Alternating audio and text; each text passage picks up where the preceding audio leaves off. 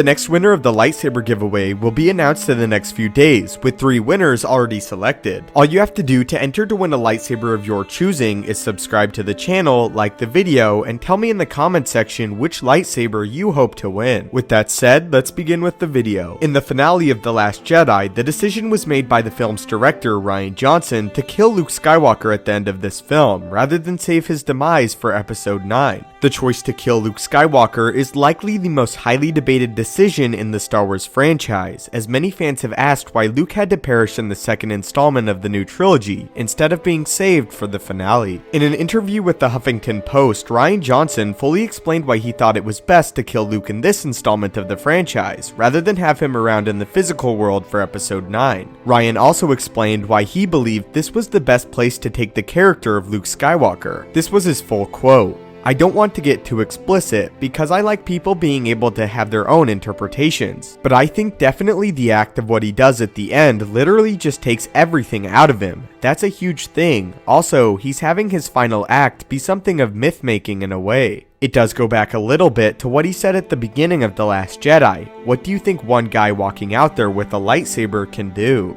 The answer is, create a legend that will spread hope. And once he's done that, combined with the physical toll it's taken on him, you can make the case that then there's nothing more powerful that he could have accomplished. The galaxy needs legends. I think about the look in Rey's eyes in The Force Awakens when she says, "Luke Skywalker, I thought he was a myth," and that gleam in her eyes. When I realized that that's where Luke was going to get to by the end of this movie, and when I realized that this was going to be an emotionally rich arc for him, it seemed like if there was a time to give him this moment, this would be it.